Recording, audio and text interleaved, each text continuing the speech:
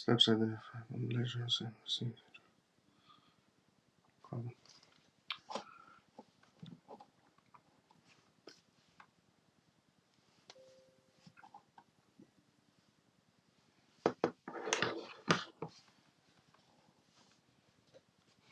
Tor, good to see how you doing. How you been? Evening.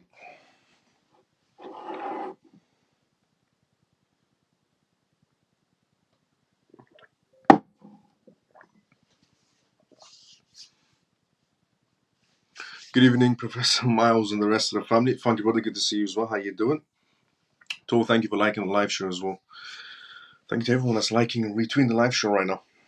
Getting notifications back to back. T, good to see you as well. How you doing?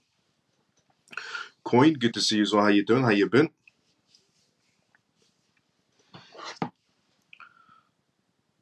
So, by the time everyone tunes in one by one, we'll do a gist of what we're going to be talking about tonight's live show. Then we do the intro and disclaimer, and by that time, everyone's tuned in for the first part of the news.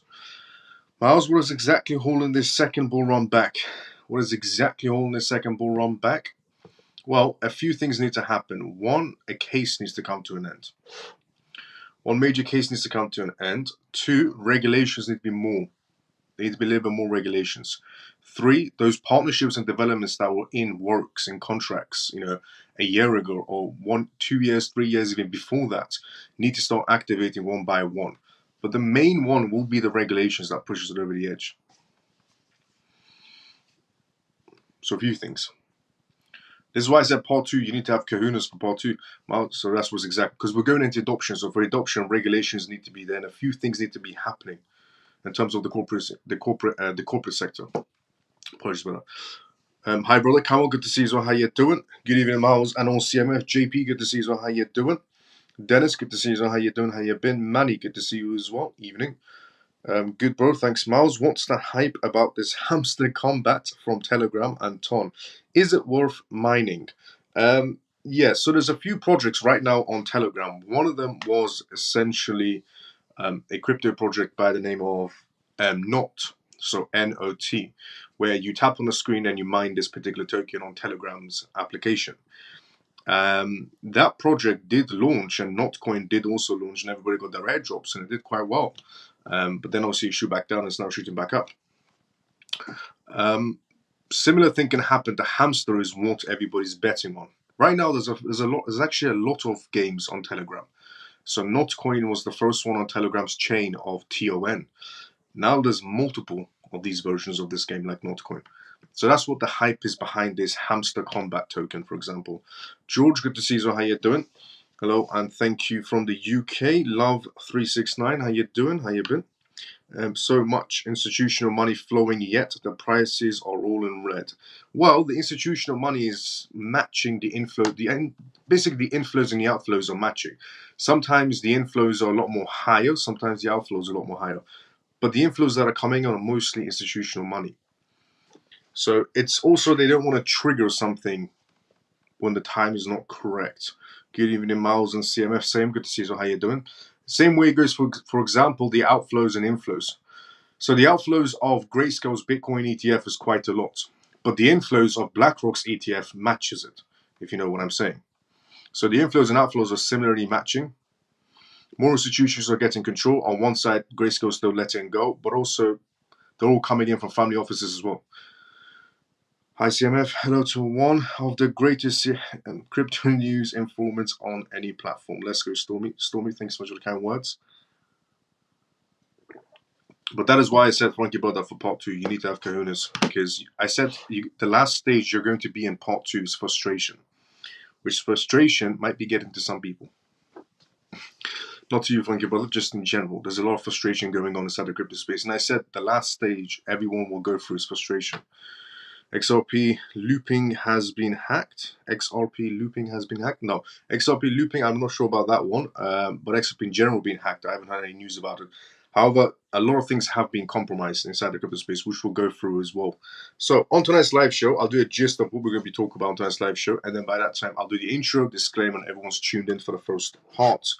So the first news we're going to be going from tonight's live show is regarding Robinhood and how Robinhood is joining essentially the AI bandwagon Apple also joined the AI bandwagon today by releasing their iOS 18, which is a part of OpenAI.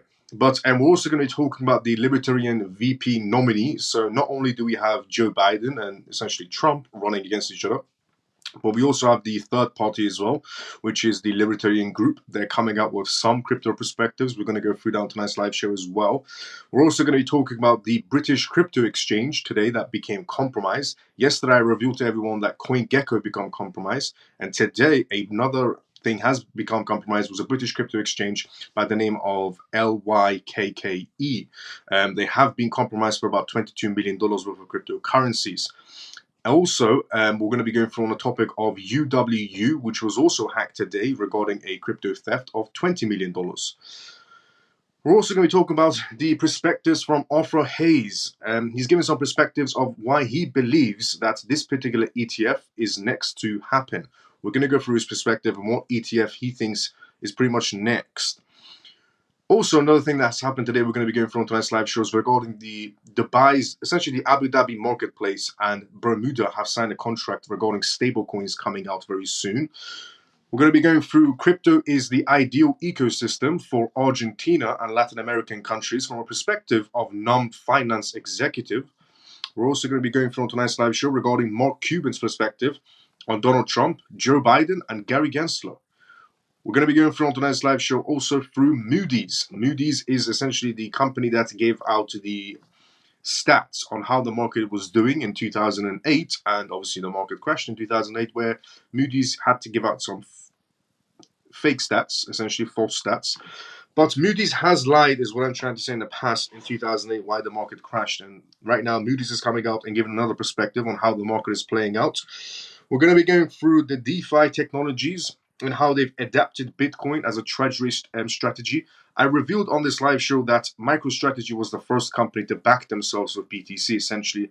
And then I revealed Japanese companies came out and backed their assets with BTC. And then I revealed a Canadian company has came out and backed their assets with BTC as well. And all those companies on the stock market did quite well. Well, now we have another company coming out and saying we're going to be backing our assets with BTC, which is great to see. A lot of the crypto aspects being integrated inside the corporate sector, especially companies coming out to back their own assets as a treasury, for example. We're also going to be going through the global spot Bitcoin ETFs and how they've surpassed $70 billion in holdings, representing 5% of the total BTC supply on tonight's live show. We're also going to be going through ZYFI and how they've essentially secured a $2 million seed round. So there's a new crypto project out there that's came out of nowhere, for example, but they've been able to secure $2 million in seed rounding, and they're going to be launching a gasless or some type of where you can pay the gas of any token using any token, even if it's not on the same chain. We'll go through what they mean and how their step-by-step is essentially. We're also going to be going through the travel company, and Travala has integrated into Ton network for Telegram. We're going to be going through essentially South Korea has came out with regulations regarding NFTs and how they can move forward. A lot of countries will probably use that as a footprint to move forward with NFTs as well. We're going to be going through OKX Exchange. OKX Exchange might have essentially got compromised as well. As I revealed yesterday regarding CoinGecko, OKX Exchange might have become compromised as well. So if you do receive essentially an email from OKX Exchange, it's not them. It's most likely a hacker. And we're going to be also going through another country that's decided to open their doors to cryptocurrency users and pretty much tax-free. It's always good to hear a particular country, or an island in this case, has opened their doors to a tax-free crypto environment. So those are the topics we're going to go through on tonight's live show. Some of them are informative, some of them are perspectives, and some of them are market outlooks, and some of them are data regarding Fed rate cuts and so on. So welcome to tonight's live show. If you're watching this for the first time ever, this is called the CMF live show. On this live show, I talk about recent things that's happening around the world in terms of cryptocurrencies, in terms of news, so cryptocurrencies and regulations, AI, politics, because it all plays a role in together, and we do Q&As, which means you ask the questions, I give you the answers inside the comment section. I read everybody's comments one by one. The disclaimer of this live show, as always, is not financial advice, not political advice, and whatever I say is only for entertainment purposes. So, welcome to the CMF Live. If you're watching this for the first time ever, and if you're regular, let's go CMF. Before we go through the first news, let's go inside the comment section first. Loopring. You meant Loopring became compromised. It's all a part of it. Hello, Miles and CMF. Orphan, good to see you. So how you doing? What's up, brother Miles and CMF? Below, good to see you as well. How you doing? Hey, Miles, how you doing? Do you own AMP? I don't own any AMP, no, to be fairly honest. And any new updates about AMP? I don't have any updates regarding AMP, but you could direct message me. I'll take a look and see after the live show if there's any sort of updates or partnerships or integrations happening with AMP, no problem. So, the first news to go through on tonight's live show is regarding Robinhood. Robinhood has joined the AI bandwagon with the launch of Harmonic. Also, Apple revealed today regarding OpenAI, and this is also good if you're holding Microsoft stocks even. This is very good for them as well. But Apple and Microsoft and OpenAI have a contract now, and the new OpenAI is on all iOS 18 is coming soon. But moving away from that, Robinhood has also joined the AI bandwagon as well. The CEO and co-founder of Robinhood have announced the launch of its new AI tool dubbed Harmonica. Based on Tiva's description, the new protocol is a commercial AI research lab building mathematical superintelligence (MSI). This model is designed as a fusion of AI and mathematical reasonings. However, it has the uniqueness of a higher reasoning power than human beings. Robinhood CEO acknowledged the ability of large language models (LLMs) to simulate human languages. However, it's also highlighted the fact that they are capable of providing wrong results or exhibit misinformation. Tiva claims that the mathematics was intended earlier as a specific solution to this problem. It allows us to rigorously define and align on the common truth, and this is the foundation for all scientific discoveries. This is one of the reasons I pursued a mathematics PhD before becoming an entrepreneur, he said. Over the years, top researchers found the solution to mathematical reasonings, and this problem could only be found in huge language models. Robinhood does not agree with the stance, and this led to developments of Harmonica. The brokerage firm came up with the strategy to incorporate mathematics as a primitive in its AI model, providing a direct solution to the challenges that they came across. In the long term, the result is an incredibly useful tool for humanity. Tevin is certain that the outputs presented by Robinhood's AI would be free of any hallucinations. This, of course, can be verifiable. Armed with the feature of Robinhood's CEO is confident that Harmonica will be used to fulfill tasks that requires and serves humanity. This is good. If Robinhood is coming out with an AI feature, maybe they can also come out with some features of AI trading and so on. And if it's coming from Robinhood, it's a lot more reliable than these random AI bots inside the crypto space. Tudor also to lead Robinhood's AI arm. In terms of operations and administration, Harmonic will operate separately from the company Robinhood Financial Company. Therefore, Standard University graduates Tudor will hold the position of Harmonica's CEO. Tevin noted that the more updates would be shared on the project's progress. Noteworthy, the launch of Harmonic is one of the milestones that Robinhood has recorded amidst these regulatory challenges with the United States Securities and Exchange Commission, SEC. So, by the way, the next news we're going to go from tonight's live show is regarding the Libertarian VP nominee on his perspectives on cryptocurrencies. We do have Joe Biden on one side and Trump on the other side and Kennedy on one side. We also have the Libertarian VP nominee as well. We'll go through his perspectives of how he thinks cryptocurrency should be inside the United States. But before we move on to that, just talk about Robinhood and what they're introducing. Robinhood going into AI is good. This is going to bring a lot more eyes essentially on Robinhood and essentially moving forward on AI. But what's also good is if Robinhood is coming out with an AI product, they could come out on AI trading and AI helping you to find news and resources faster and so on. Also be a great tool for beginners who are entering the crypto space. A lot of people want to learn how to trade properly, but if there's an AI tool from a company like Robinhood out there, this could become easier for people who don't know how to trade, and they can use AI, for example. So, the next news on tonight's live show regarding the Libertarian VP nominee. We're going to go through that and his perspectives and how it differs from Joe Biden, Trump, and Kennedy. But before we go through that, let's go inside the comment section first. Evening, Miles and CMF. Joe, good to see you. So how you doing? Good evening, Miles and CMF. Free forever. Good to see you. So how you doing?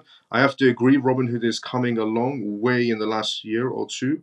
Yes, it has. Good day, Miles and CMF. Mike, good to see you. So how you doing? That is true. I revealed to everybody a night ago that Robinhood also is acquiring Bitstamp for $200 million. Robinhood is doing movements right now inside the blockchain space, you could say, by acquiring Bitstamp, by introducing an AI platform. They're going to do quite well for themselves. I think they could definitely be a competitor somewhere down the line to Coinbase even. But obviously Coinbase will pass them. sooner or later. Now, the next news which we're going to be going through on tonight's live show. Hello, Miles and CMF. Grumpy, good to see you. How you doing? Dan, Ghost. I don't know what that means. So, the next news we're going to be going through on tonight's live show regarding the Libertarian VP nominee. The Libertarian VP nominee, no new regulatory structures needed for crypto, is their perspectives. The Libertarian Party vice presidential nominee Mike said that digital asset policies could play a minor role among political parties in the 2024 United States elections. A minor role, according to Mike, the Libertarian VP nominee. The Libertarian delegates nominated Chase Oliver and Mike as the US President and Vice President, introducing the country to the ticket for the third largest political party behind Democrats and Republicans. Many of the party values sometimes align with those of cryptocurrency holders, such as limiting regulations except for protecting certain freedoms and imposing free market approaches to the economy. Speaking to Cointelegraph after his nomination, Mike said that he expected inflation and foreign policy issues would likely weigh in on more voters' minds in November.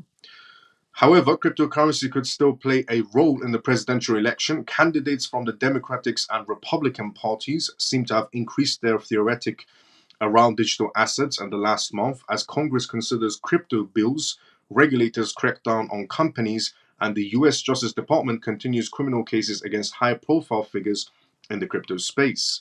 He said, I think that technologies more generally than just cryptocurrencies and finance more generally than just cryptocurrencies, could play an important role, said Matt. I would love to see cryptocurrencies rise to a level at which we're having a national discussion about them. But I don't know if I would necessarily expect that to happen. US President Joe Biden and Vice President Kamala Harris are expected to accept the nomination for Democrats at the party's national convention on August. Former President Donald Trump is expected to do the same at the Republican Party convention in July when he said he would announce a vice president pick, though he is scheduled to be sentenced, obviously, following his 34 counts of felony evictions just 4 days after the event kicked off. Now, according to Mike, he and Oliver hadn't seen much common ground in digital asset policies with the other party candidates. Robert F. Kennedy, running as an independent, was operating with a different set of principles on technology than libertarians. He added that Trump was a candidate from whom you really see statements that really adequately support a nuanced issue. According to the Libertarian Party, Biden is useless in cryptocurrencies, which I agree with in that part, but also Trump is useless to cryptocurrencies as well, according to the Libertarian Party. What an odd perspective to have. He went on to say that I don't necessarily see one party or another beating the poop out of each other on this set of issues sufficiently to move the needle in the election, said the Libertarian VP nominee, adding that he and Oliver were essentially in their approach to digital assets. He said, we both believe that the federal government needs no new regulation structure for this asset class, and that the problems that we have seen are because there are people in this world that would steal other people's resources. The Libertarian Party, that was their perspective inside the United States. It looks like they're thicker than Trump. I'm not thicker than Trump, sorry, thicker than Biden. But yeah, that was a perspective from Libertarian Party. By the way, the next news we're going to go through on tonight's live show is regarding the British crypto exchange that became compromised today. A lot of compromisations happening inside the crypto space. But before moving on to that news, we're going to compromisation news in a British exchange. Just to talk briefly on this topic of the Libertarian VP's nominee. So there is Trump in the running and there is Biden in the running, but there's also these morons in the running as well. And these morons have given their perspectives as we don't need regulations inside the crypto space. And they said Trump is useless in cryptocurrencies. And so is the other person, essentially, Joe Biden. They're all useless and they're saying we don't think we need regulations for cryptocurrencies either. Yeah, this person is absolutely, he genuinely has the brain cells of a goldfish. To believe that Trump isn't good for crypto and Biden is not good, I agree with, but also we don't need regulations. That's something Gary Gensler would say. Gary Gensler is the type of person that goes in court and says, we don't need regulations, they're perfectly fine, we can move forward with these on cryptocurrencies, which in reality we can't. Why do you think everyone gets sued in the cryptocurrency space? It's because we have no regulations.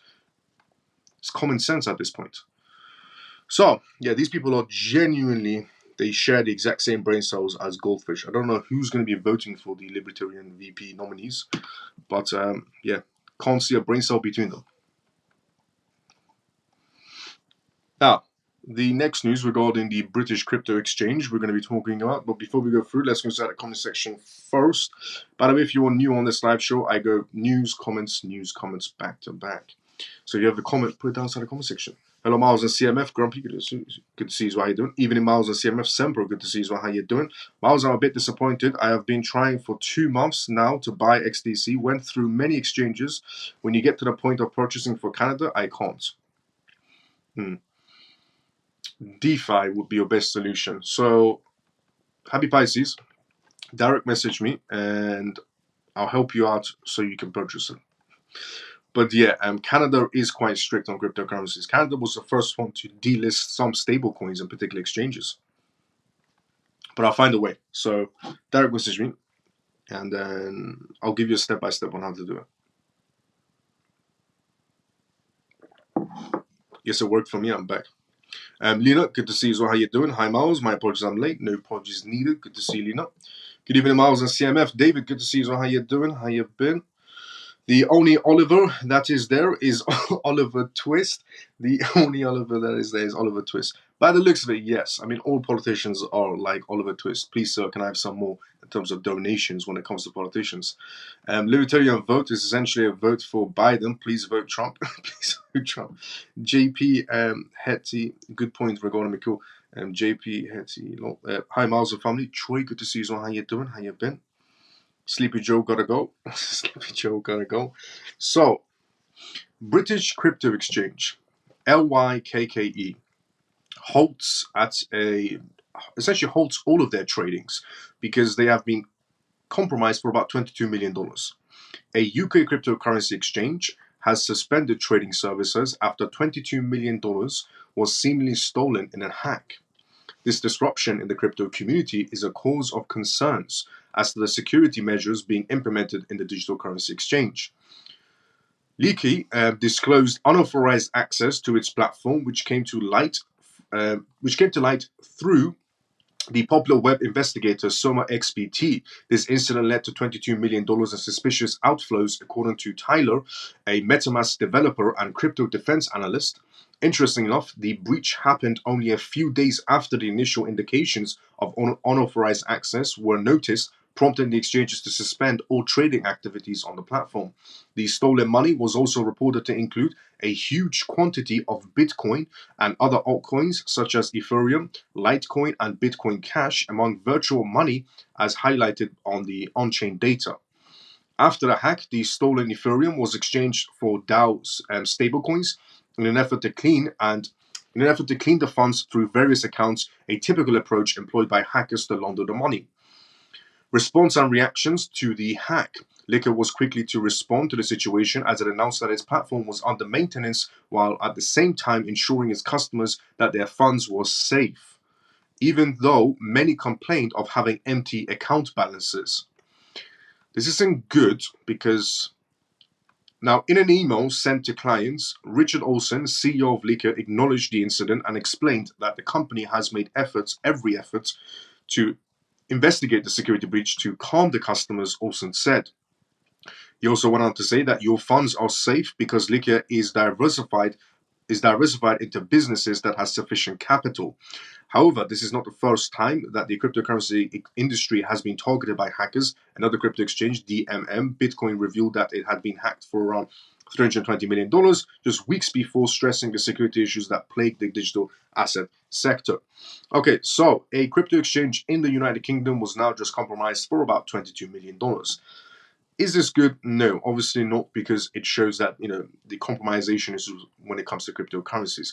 But this should be a lesson to everybody that is holding cryptocurrencies. Do not hold your cryptocurrencies on crypto exchanges. It's very simple, because things like this can happen. I bet you anything that all of these people in this liquor exchange were holding their cryptocurrencies thinking, nothing will happen. I don't need to move it to a wallet. And now that all of their money's gone, they're all angry and they're messaging this exchange and they're going, why is my balance zero? Well, Do not keep cryptocurrencies in exchanges. Anything can happen. They can become compromised. Nothing is secure as you think it is, especially in the digital world. Cold storage wallet at all times. If you're not using the cryptocurrencies, don't leave it on the exchange. If you're using cryptocurrencies for leverage trading like USDT, USDC, understandable. You want to keep it on the exchange. But if you're holding long term, don't use a crypto exchange as a long term wallet. Otherwise, you'll be one of these people messaging the exchange one day going, why does my balance say zero? Why is your crypto exchange compromised? This is the issues that you don't fall under. I've said this before, essentially, where a wise person would learn from other people's mistakes. A moron would have to go through the mistake to realize it was a moron. So to realize it was a bad mistake. Now, UWU also got hacked in this incident as well. UWU, a lend hacked for $20 million as crypto theft soars in 2024. UWU Lend, a decentralized finance DeFi protocol that functions as a liquidity market allowing users to deposit and borrow digital assets, was hacked today, with the attackers stealing nearly $20 million in digital assets. DeFi is also very bad as well regarding security basis. You should always look, when it comes to lending and borrowing, if you want to do lending and borrowing inside the crypto space, lend and borrow from a massive, well-known exchange that has some backings. Obviously, that's still not secure, but it's more secure than some random DeFi website that you're planning on borrowing from. Because UWU Lend, a decentralized finance DeFi protocol that functions as a liquidity market, allowing users to deposit and borrow digital assets, was hacked today, and they're not even regulated. With actors stealing nearly $20 million in digital assets, the exploit was first discovered by an on-chain security firm, which reported a $14 million breach in June 10th post. Within an hour, the total stolen assets exceeded $20 million. According to the co-founder and CTO, the attack was funded through Tornado Cash, a crypto mixing protocol. The exploit involved multiple assets being drained from the UWU's lend pools and converted to Ethereum. The hacker executed 3 transactions in 6 minutes, leading to the significant losses. The attack remains under investigation. In the first quarter of 2024, hackers stole over $542.7 million in digital assets, 42% more than the previous years in the first quarter. This trend implies that this year's total value of digital asset theft may surpass that in 2023. The co-founder and CEO of essentially Merkle Science suggested that the hackers increasingly target areas outside smart contracts. While smart contracts vulnerabilities remain a concern, hackers increasingly target areas outside smart contracts like private key leaks, he said, adding that these leaks have led to significant losses. They have. And regarding Jim saying the DeFi was an inside job, I also agree regarding the DeFi being an inside job. DeFis do quite a lot of inside job situations where they say we got hacked. DeFis can do that because 1, they're not regulated, 2, they're not registered anywhere as a HQ office type of situation, and 3, for the SEC to go after a DeFi platform, it's like mission impossible. It's just never going to happen. So regarding DeFi place, but yes, but also this is a lesson for other people that when it comes to DeFi places, if you're going to use the DeFi space, make sure this DeFi space is working with a major company, or it's alongside Coinbase or alongside Binance's DeFi space, or alongside PancakeSwap and so on. Don't go to unknown websites. I've said this to many people before. Don't use unknown exchanges and don't use unknown DeFi places because you're increasing your risk of losing your assets.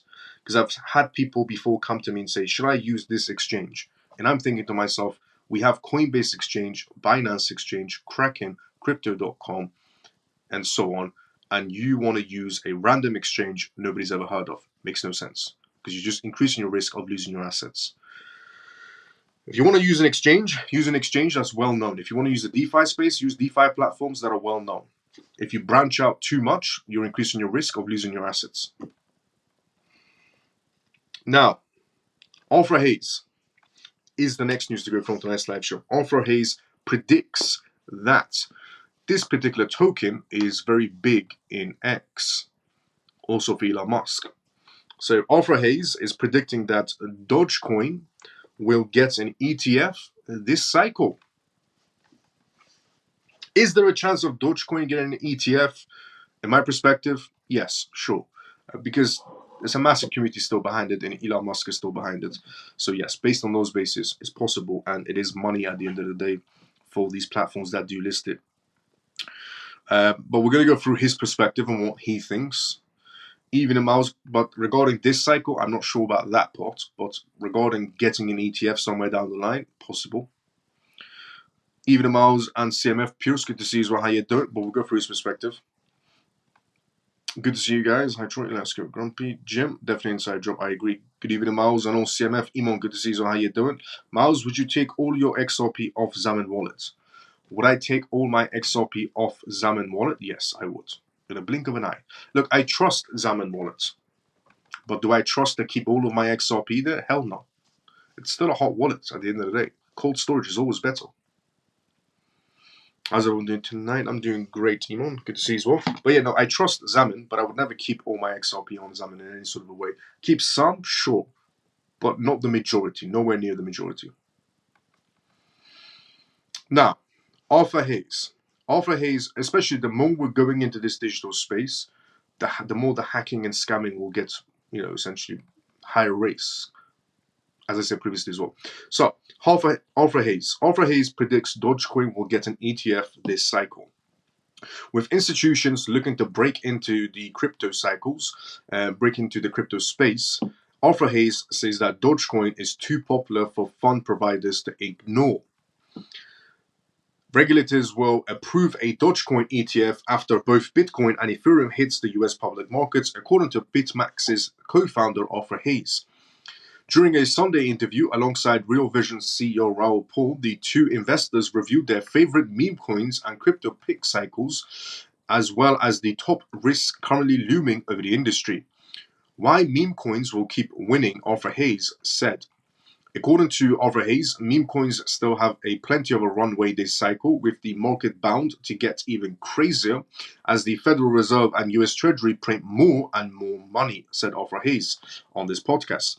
For the person who has just been initiated into crypto, it's literally the easiest thing to understand, said Arthur Hayes. I don't need to understand blockchain and AI and crypto and cryptography if you want to go for meme coins. He basically said you can be a complete moron and go for meme coins because you don't need knowledge in any sort of a way. If the project looks cute enough and essentially has a big community around it, it will do well, according to Arthur Hayes, just putting in his perspective. In a blog post last week, Arthur Hayes argued that the time and come to go long Bitcoin and essentially S coins in response to back-to-back interest rate cuts by both the Bank of Canada and the European Central Bank. Historically speaking, low interest rate environments bode well for stocks and Bitcoin, which causes capital to spill over into the riskier, more volatile meme coin markets. Both Arthur Hayes and Powell said that you got parts of their portfolio locked up in Doge-themed coins, including Dogecoin, Bonk, and Dog with Hat, is what Arthur Hayes said. The investor also agreed that Dogecoin would receive an ETF approval in the United States by the end of the current bull market cycle. It's the oldest meme coin on Robinhood, said Arthur Hayes. If you're thinking about TradeFi, getting into crypto, and you're going to put an ETF on anything they can, it's a high market cap thing. According to Arthur Hayes, Dogecoin is the best project next for an ETF. Nothing against Dogecoin users. I hope every single person that's holding Dogecoin does incredibly well for themselves and becomes extremely wealthy. But I mean, that is some bold statement to say that just because Dogecoin is the oldest meme coin on Robinhood, and if you want to get into TradeFi and crypto, you're going to put an ETF on anything. In other words, you're going to bet your life on an ETF is next to happen. It's Dogecoin. Okay, according to Arthur Hayes, Dogecoin is currently up 136% over the past year. Since launching in December, WIF has moved by nearly 1,600%. All of this is very true. Trends to watch this cycle. Regarding other cryptos, Raoul Pal said he's 90% into Solana, calling it the right bet to have. By contrast, Arthur Hayes said he predicts that APTOS, the 27th ranked crypto by market cap size, to flip Solana in Layer 1 game within the next 1 to 3 years. In terms of what to avoid, both men agreed that Cardano is a narrative of the last cycle. Well, Cardano's founder is not going to be happy about that in any sort of a way. I revealed yesterday on this live show that Cardano's founder is also angry at the media companies right now, bashing on Cardano. And now today we also have Arthur Hayes and Raoul Paul bashing on Cardano, saying it's a project that you should not be paying attention to, in other words. Now, both highlighted large centralized venues that control massive sections of the crypto market. Raoul Paul expressed concerns over debriefs of 90% of the market dominance in the options market, while Arthur Hayes argued that Coinbase had various banks which control the Bitcoin backing in the world's largest Bitcoin ETFs could lose customers a lot of money. If I'm going to hack crypto, I'm going after one of these US custodians. One of these banks, Hayes said, never have they had to custody an asset where they lose it if they can't pull the Treasury or the Fed and get another bailout. So, regarding, by the way, the next news to go from tonight's live shows regarding Bermuda and Abu Dhabi. Some contracts are happening there also in terms of stablecoins coming out and regulations. Some movements are happening. But regarding the Dogecoin ETF and Arthur Hayes and Raoul Paul's perspective, again, nothing against anybody that's holding Dogecoin. Hope you make an incredible amount of money and do well for yourself. But betting your entire life on Dogecoin being the next ETF to be launched, bold statement, I would have to say. There is a lot of cryptocurrencies on that list to be next for an ETF. I would have never put Doge as the next ETF. But hey, anything happens in cryptocurrencies. So, but that was his perspective, not my perspective in any sort of a way. But the next news to go through regarding Bermuda and ADGM regulatory. But before we go through that, let's consider the comment section first. Let's see. Miles, would you take it? How's everyone doing tonight? We were here. When war starts, crypto will shoot back up to Ice Age. Yes. When war starts back up, yeah. I mean, obviously we don't want war, but yeah, I understand what you mean. What do you think is the real reason behind Sunak's £75,000 to leave the UK? Okay, so there's some news going around in the UK that the United Kingdom Prime Minister, Rishi Sunak, is apparently offering 75,000 British pounds, 75,000 British pounds, apparently, not confirmed in any sort of way, that for you to leave the UK. So if you are a UK citizen, the British government, Rishi Sunak, will give you 75,000 to leave the UK, 75,000 pounds to leave the UK. That hasn't been confirmed, but if it is confirmed, I think a lot of people are going to take that money and leave the UK, to be fairly honest. I think a lot of people would. I mean, I've seen a lot of people make jokes about it, and a lot of people be genuinely serious about it if he is going to be offering that. But I do see a lot of people doing that. When is altcoin season? We're technically in a very manipulated situation inside the market space, which is pretty much now. Miles, when we will see more signs of bull season? We're going to be starting to see more signs of bull seasons very soon. Very soon we should have some more perspectives on market movements, more perspectives on some data coming in from the Fed in terms of reports, and also perspectives on the cases that are going on and some more regulations that's going to cause a spark inside the market space. But a lot of things are still on the table to happen this year. But again, part 2, you need to have kahunas for part 2. It's not going to be an easy ride in any sort of a way if you want to be in part 2. I remember you saying go for utilities coins, not community coins. Yep. I did, and I will always say that. If the SEC app approves a Dogecoin ETF, they get a lot of explaining to do of their actions in the past. It is true, yes. It is true, yes. If the SEC does approve a Dogecoin ETF, according to BitMEX's co-founder Arthur Hayes, if they do accept a Dogecoin ETF, I could potentially see, the SEC and Gary Gensler being questioned millions of times of why. Why exactly have you done this? Yes, I do see that happening. I'll take that back. What I said about Robinhood. Lol. What? Yeah. £75,000 XRP. Thanks, Rishi. Scary grumpy. So Bermuda and ADGM regulatory authorities join forces to build digital asset ecosystem. As a part of the ADGM's continuous efforts to be the leading blockchain and digital asset hub, Its Financial Services Regulatory Authority, FSRA, of the ADGM and the Bermuda Monetary Authority of BMA have signed a joint digital asset of understanding. As per the press release, the MOU has established a framework for a collaboration between BMA and FSRA to support digital asset entities in their respective jurisdictions. This means that both entities will work on regulatory and supervisory cooperation investigations, assistance, and capacity enhancements initiatives. The MOU aims for regulatory and supervisory cooperation. The BMA's Chief Executive Officer, Craig Swan, stated, "The agreement with the FSRA marks a significant step in strengthening links between regulators and supporting innovation and enhancing capabilities and resources through international collaborations. This MOU leverages the stability and expertise of markets to address the evolving needs of the digital asset business sector. We look forward to greater knowledge exchange and deeper regulatory cooperations to encourage a secure and sustainable growth environment." Emmanuel, CEO of the FSRA of ADGM, said, "The signing of the MOU underlines our dedication to cooperation and the exchange of information between ADGM and FSRA and BMA. Both jurisdictions share essentially a mutual commitment to driving responsible innovation for digital asset landscape through this agreement.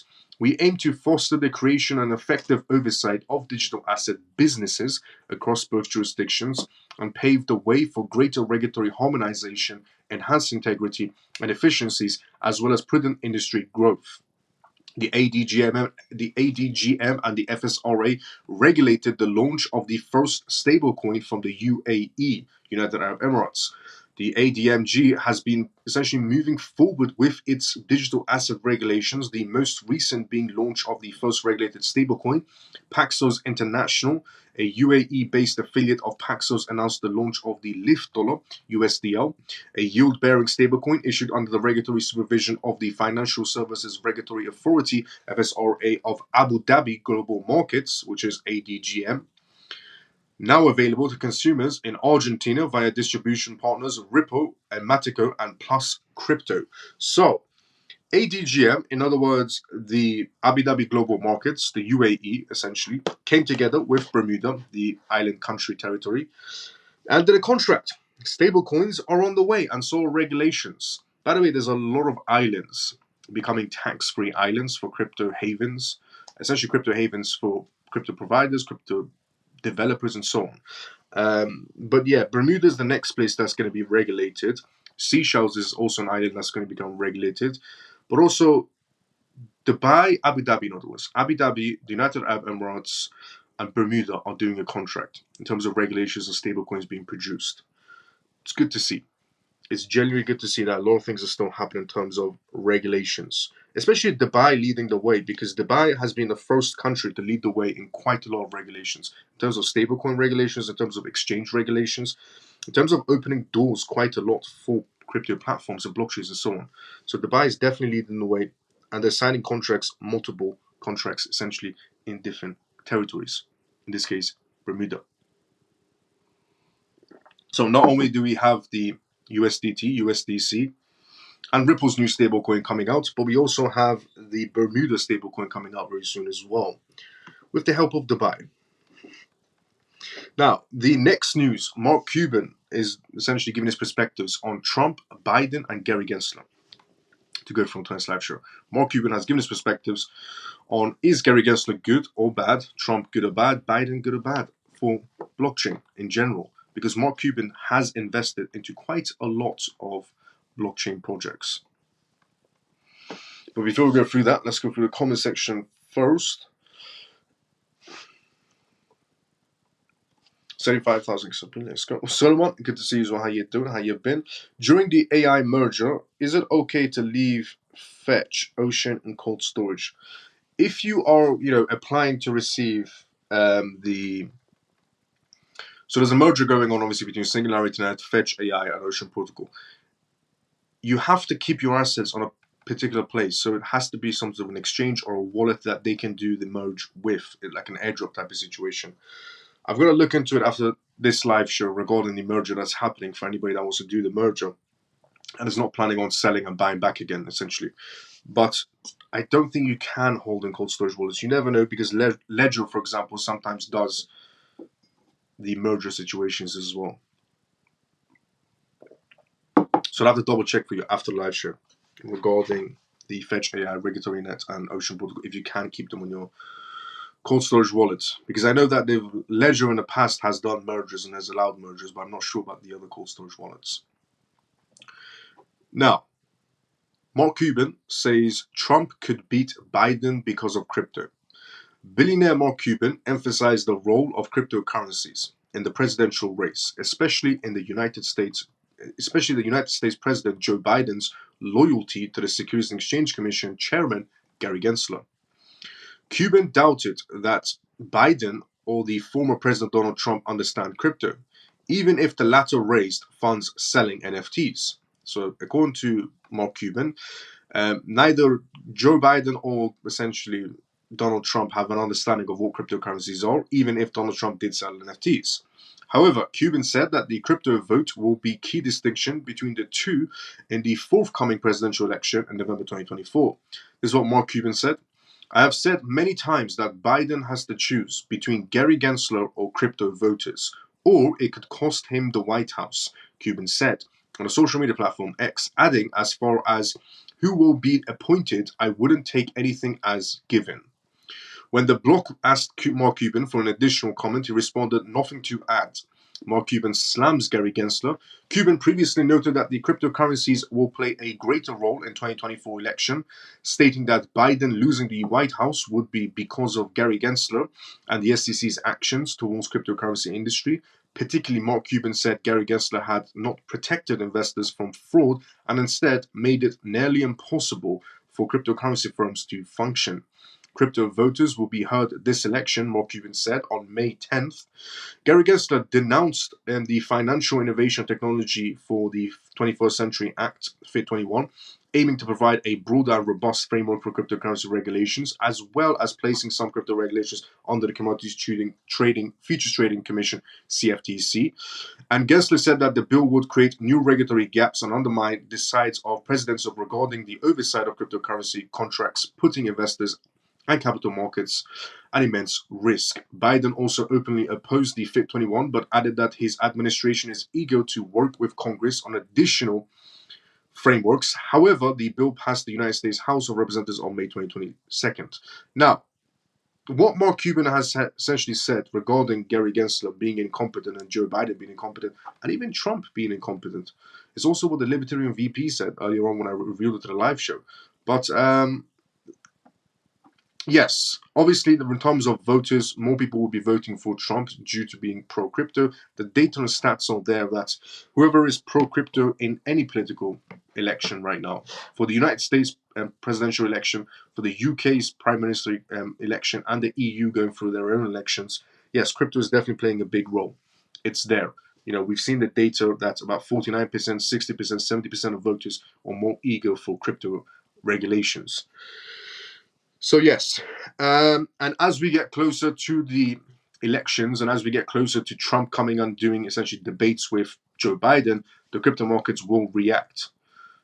Definitely they will react. Meme coins will react 100%, and so will the crypto market with everything they say. If Trump comes out as pro-crypto inside the debates, it will push the market higher. If Biden comes out against crypto, then obviously it'll push the markets low. Yes, the market is going to be very volatile around that period of time, depending on what they say. The market will keep on reacting, and the crypto market being 24 hours, it's definitely going to react all over the place. Is that going to be a good thing or a bad thing? Well, good, because it puts everything on the table.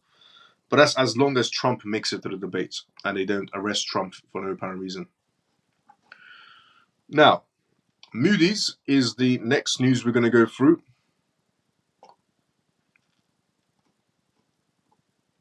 Moody's is the firm that gave the stats in 2008. They had a part in 2008 giving the stats of how the market is doing. Moody's obviously lied about how the market is actually doing, how the economy is actually doing, and then we had a 2008 crash. Moody's played a part. They weren't the main part, but they played the part in the fake stats. Moody's has decided to give out new statements regarding Fed rate cuts now. We're going to go through their perspective. During the AI merger, is it okay to leave?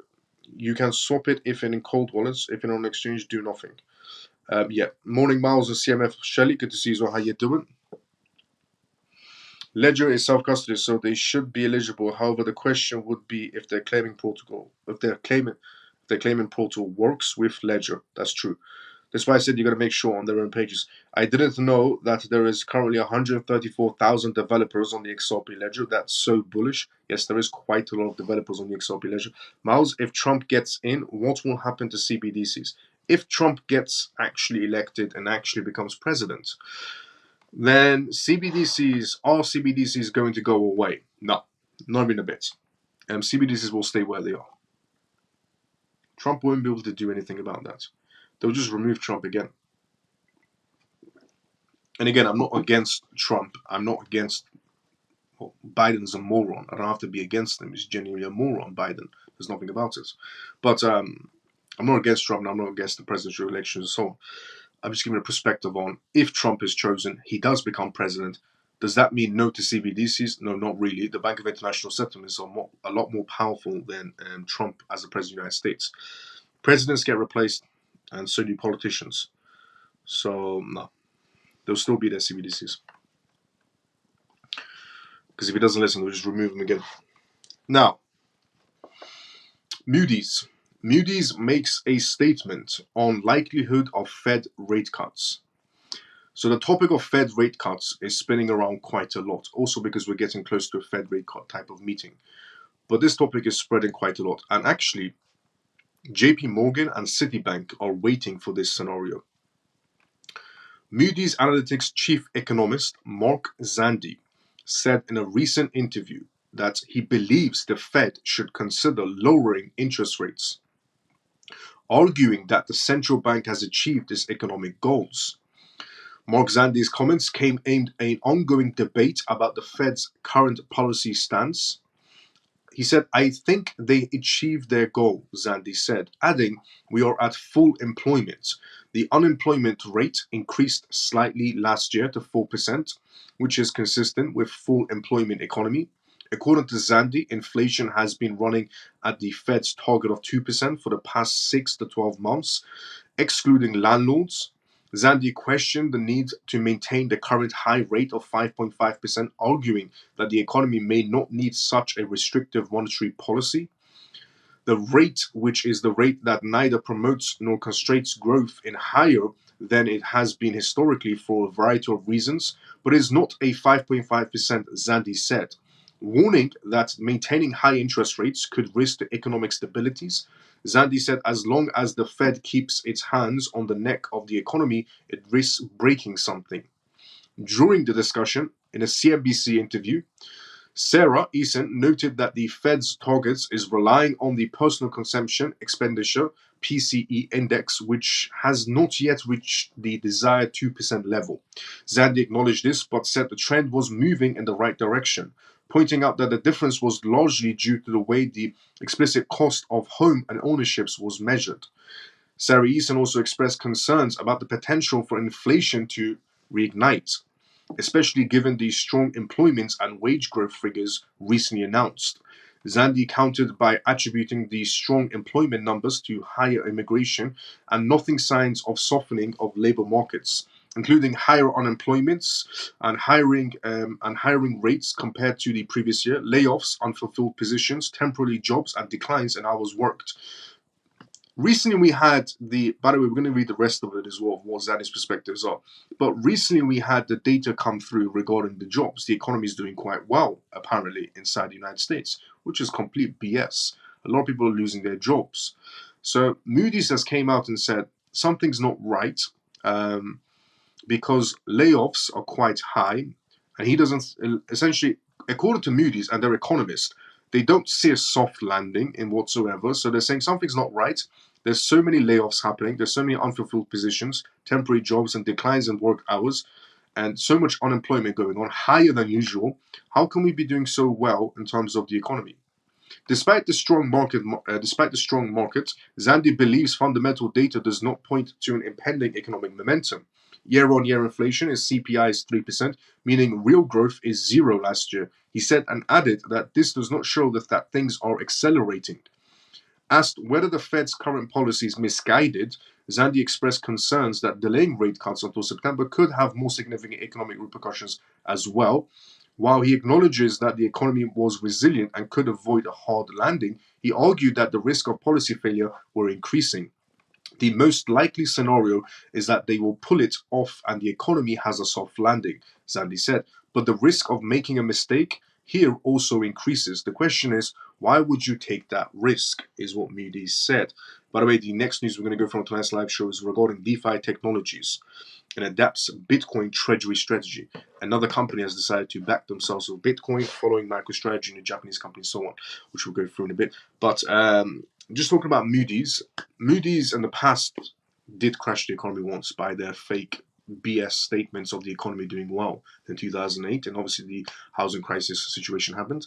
But fast forward to today from 2008 scenario, Moody's is actually doing something good because they're saying, the recent data we've, came about regarding the market's doing quite well, and the market's doing well, the economy is doing well, the data that came out, the job situation is doing quite well inside the United States. Moody's saying it doesn't add up because layoffs are much more higher, unemployment is much more higher, temporary jobs is what's basically going on, and people not turning up to jobs essentially or to work, and the hours are being completely messed up.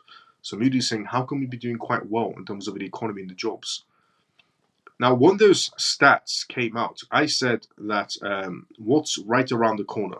So when those stats first came out, I expected those stats are going to be high and the economy is doing well. Because what's right around the corner? The elections. The elections is what's right around the corner. And they have to make the economy look good for Mr. Biden. So I had a feeling those stats, when they will kind of come out, that they're going to be manipulated. By the way, those stats might be re-edited around the 12th of June. So tomorrow, those stats might be re-edited onwards. But I had a strong feeling they might come out good and the economy is doing quite well. But we're having massive layoffs. A lot of people are losing their jobs, essentially. A lot of people aren't turning to work. Temporary jobs are much more higher than usual. Now that sounds good. Is what I said in the past. Is what I said when I read out the data. Now, the next news we go from tonight's live show regarding DeFi technologies. DeFi technologies adapts Bitcoin treasury strategy, which is quite good for their company because their stock actually did quite well. But before we go through that, let's go through the comment section first. Is there apologies everyone, is there an option of using a stablecoin instead of a CBDC? Like, is there any way they can not happen or in a different way? No. The reason why, there is an option of using a stablecoin. You can use stablecoins, but you're still going to have a CBDC wallet. Everyone will have a CBDC wallet. If you have cryptocurrencies or don't have cryptocurrencies, you're still getting a CBDC wallet. You can do transactions on stablecoins if you want to. Everyone's entitled to doing essentially transaction stablecoins, which everyone will prefer to do that. But is there an option to walk away completely from CBDCs? No, because they're going to get every company accepting CBDCs, something they started doing in China to increase the rate of people using CBDCs. So right now, a lot of corporations are doing wholesale CBDC transactions between themselves and international testing to see how things are. So wholesale CBDCs is much more easier for corporates to be able to sell to one another in terms of trade. And if these corporations are going to go under wholesale CBDC, these corporations tend to own thousands of other companies under them. So let's just say a company like Volkswagen, for example, accepts wholesale CBDCs. Let's say Volkswagen accepts wholesale CBDCs. Then that would mean essentially that Audi will accept wholesale CBDCs and CBDCs in general. That would mean that BMW accepting it, and that would mean that essentially Lamborghini will be accepting it, and just following in suit. So Bugatti will accept it, and so on. Just Skoda, for example. But the list will go on and on and on, is what I'm trying to say. So right now, the bigger corporations are doing wholesale CBDC testings, which they're all loving it. They're saying it's fast, it's incredibly cheap, it's easier for us to do trades on that aspect. So no, The chances of being able to walk away from CBDC is completely not possible. The chances of you doing transactions in stablecoins, yes, that's still going to be an option available to everyone. That's if you have stablecoins or cryptocurrencies. But no, you can't walk away from wholesale CBDCs or CBDCs in general, because those companies are going to be accepting CBDCs. And if you're going to make purchases, then it's going to be in cryptocurrencies or CBDCs, depending on which one you have. But no, you can't walk away from them, but you can do stablecoin transactions, but you're still going to have the option to do CBDC transactions when it's CBDCs only. I only spent $25. Mike, you only spent $25. Biden looked so ridiculous on D-Day celebrations. Yeah, apparently Biden went to sit down and ended up pooping himself, apparently. I did a test and sent only $25. Hi, Miles. I'm not a fraud. This is XRP. Then respect. Rip XRP. Then good to see how you doing. How you been? They are just being honest for a change. It's basically what's going on. Bless Miles. Thank you, Ripple. Looks like they're playing 200. It looks like they're playing 2008 COD with the economy again. Yes, does seem similar.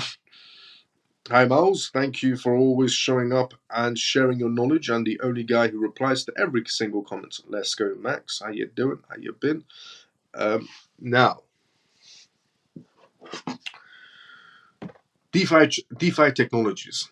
DeFi technologies adapts Bitcoin treasury strategy.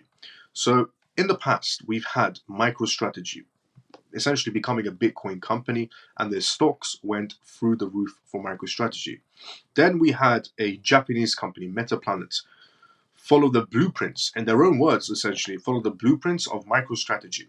Now, when MicroStrategy did this, I said that this is going to open the floodgates of more companies doing it, following MicroStrategy's footsteps and using cryptocurrencies to back their company's assets with. So, when MicroStrategy did this, then we had MetaPlanet come out of Japan, and they said, we're going to back our company assets with Bitcoin. MetaPlanet stocks on the Japanese market went also higher.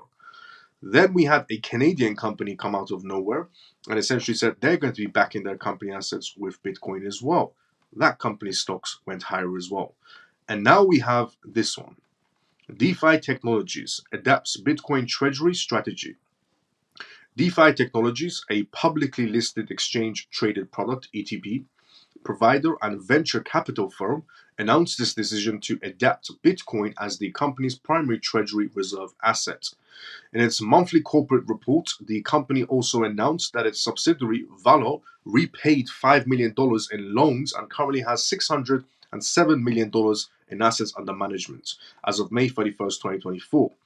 Following the announcement, the price of the DeFi Technologies share rose on the Canadian Stock Exchange and US over-the-counter OTC exchanges. Its shares are currently trading at around $1.57 on the US OTC exchanges, up from the previous sessions of trading around $1.16. The shift is treasury strategy essentially marks yet another stance of the publicly listed companies embracing Bitcoin. It also highlights the broader strategies of the institutional adoption and decentralized currencies. On May 28th, the Shares and Similar Scientific, SMLR, was the other company in Canada that I said to everyone, shot up about 30% after the Nasdaq-listed company announced the adoption of Bitcoin as its primary treasury asset and the purchase of 581 BTC, valued at $41 million at this time. The government institutions are also now actively exploring Bitcoin as a portion of their investment portfolios and treasury assets. Earlier in May, the state of Wisconsin, that I revealed also on this live show, made an investment. The state of Wisconsin's investment board, SWIB, Wisconsin Pension Fund Manager, announced that they had put $164 million into the exposure to Bitcoin as well, exchange-traded funds. Japan's government pension investment fund, the world's largest pension fund, also launched a research project with a 5-year window to explore how digital assets like Bitcoin and traditional precious metals like gold could figure into this investment portfolio. It's the largest pension fund in the world in Japan. Although the growing institutional interest in Bitcoin is difficult to quantify, Bitcoin Exchange Traded Fund ETF's data may serve as a proxy for the institutional sentiment towards the asset. According to the recent data from Hold 15 Capital, Bitcoin ETFs or have already accumulated 2 months of Bitcoin supply minted through mining activities in the first week of June alone. Do you know how ridiculous that sounds? According to recent data from Hold 15 Capital, Bitcoin ETFs have already accumulated 2 months of Bitcoin's supply minted through mining activities in the first week of June alone. That is ridiculous to hear. You can see the adoption rate, definitely, from the corporate side, essentially. But that's regarding so many things happening inside the corporate sector. A lot of companies are coming out and backing their assets with Bitcoin, which is good. A lot of people might say, well, that's only good for Bitcoin. Not really. It's good for the entire crypto space because it brings eyes on the rest of the crypto space. Now, the next news to go from tonight's live show is regarding global spot Bitcoin ETFs have surpassed $70 billion is the next news we're going to go from tonight's live show. But before we go through that, let's go to the comment section first. iMessage, you're getting deleted. Mike, elaborate on that. What is your price prediction for BTC by 2030? What is my price prediction for BTC by 2030?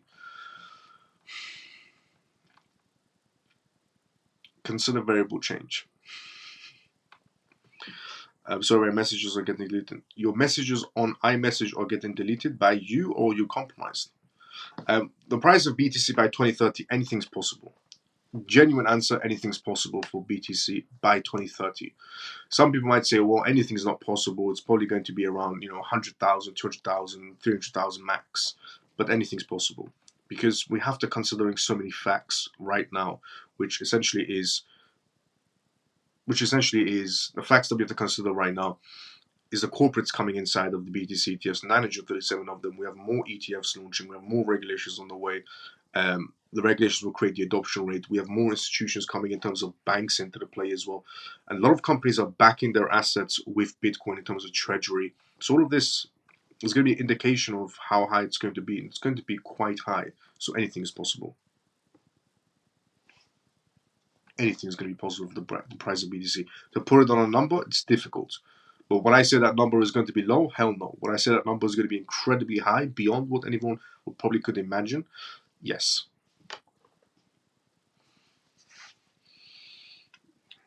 But it has to do with the correct adoption rate. The correct adoption rate is there. Anything's possible. Sorry, our messages are getting night, everyone. Mouse, thank you for your update information before anyone else. Ripple, thank you so much for exorbitant. Thank you so much for the kind words. I haven't heard that quote in a long time. Yes, consider variable change. But no, it's going to be incredibly high, is what I would say. Incredibly high. With the right adoption rate. Now, global spot Bitcoin. Speaking of iMessage, was the patch created for Trust Wallet or iPhone? No, not yet. So if you do have an iPhone, through iMessage, you can become compromised. So turn off your iMessage. Trust Wallet can become compromised through iMessage, even if you don't open up the message you receive. So no, Apple hasn't made any sort of announcements if they patched it in any sort of a way.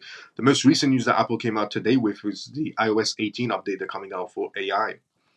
But they haven't mentioned anything on the patch yet. But I'm guessing it must be inside the iOS 18. I'll check if the iOS 18 update, see if they came out with a patch for Trust Wallet. The end of petrodollar could really pump the price. Can you all imagine the petro Satoshi? Is what Stupid Ralph said. Let's go.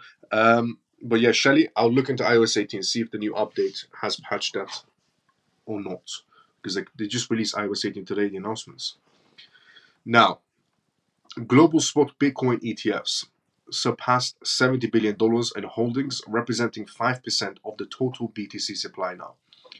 5% of the total BTC supply is essentially in ETFs now. In a notable achievement for the cryptocurrency industry, global spot Bitcoin ETFs have now essentially amassed over $70 billion in total holdings, representing about 5% of the entire BTC supply is in ETFs. This milestone underscores the rising institutional and investments in Bitcoin as a credible asset class. The spot Bitcoin ETFs have become a formidable presence inside the cryptocurrency market, with their holdings exceeding $70 billion, equivalent to 5% of the Bitcoin's total supply. As of March 2024, these ETFs collectively held around 776,000 plus BTC. This remarkable growth in spot Bitcoin ETFs is primarily fueled by the major asset management firms like BlackRock and Grayscale, indicating the increased institutional adoption and trust in Bitcoin. The rapid expansions in the spot Bitcoin ETFs have also influenced the Bitcoin price, pushing higher and pushing it to all-time new highs that happened in $73,000 earlier in March 2024. The price surge mirrors the rising demand for Bitcoin among institutional investors, further establishing its legitimacy as an investment option. Despite the substantial inflows, spot Bitcoin ETFs, the cryptocurrency market has experienced a phase of consolidation going on, speed bumps right now, while Bitcoin trading sideways and occasionally dipping. Nevertheless, recent data reveals a renowned surge in investor interest. So even though the market is going through some sort of speed bump situations right now, let's just say, the data is still there to prove that the institutions are coming in. There's still a massive surge of institutional interest. So as a retail section, some people inside the retail section panicking and selling their positions. There's actually, according to also multiple data resources, that there is a surge in terms of investor interest from institutions and from Wall Street, with digital asset investment products seeing inflows totaling $2 billion in the past week alone. If you think right now the crypto market is maybe done or about to go on a complete rapid down cycle and so on, if that happens, the institutions will buy back it in 5 seconds. So would we, anyone inside the cryptocurrency market with any sort of brain cells, will jump on that if that will happen. But regarding what was said just here regarding the $2 billion in the past week alone, that is a ridiculous figure to hear. So we're not nowhere near done. This is just basically a speed bump. And also part two, I did say part two, you got to grab cojones for it, but the data is essentially there to prove for part two that we are brewing still for part two, with the digital asset investments products seeing inflows totaling $2 billion in the last week alone. $2 billion have inflowed into the market in the last week alone. That's from institutions. So while the retail section sells and panics and goes for camel token, the institutions are coming in for utility. Bitcoin dominated these inflows, attracting a remarkable $1.9.7 billion in investments. Currently, Bitcoin is priced around $69,000 at the time of writing this article. While it has seen slight declines of 0.10% in the last 24 hours, Bitcoin has posted a modest increase of 0.47% over the past 7 days, with a circular supply of 20 million BTCs and has a market capitalization of $1.3 trillion, solidifying its position as a leading cryptocurrency by market value. Despite short-term market fluctuations, Bitcoin's overall trajectory remains positive, driven by growing institutional adoption and increasing investor confidence in its long-term prospects. Is what I said basically as well a while ago, where they're just dollar cost averaging in. Institutions are basically pushing the market down a little bit, buying it, a little bit, and buying it. That's all essentially what they're doing regarding the institutions. Just pushing the market down a little bit and buying it. $2 billion of over in inflows, while the retail section is selling their positions.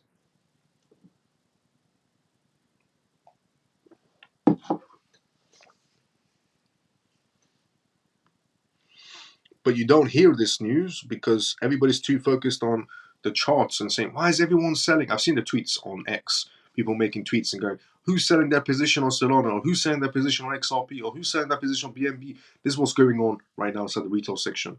The corporate section, $2 billion of inflows happened just last week.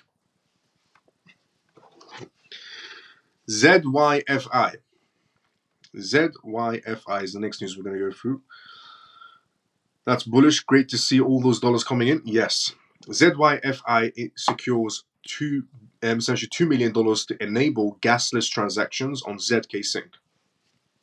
So there is a particular blockchain in the crypto project by the name of ZYFI, and they've secured $2 million to enable gasless transactions on ZK Syncs. ZYFI, a gas obstruction layer on ZK Syncs, announced a successful $2 million private funding round.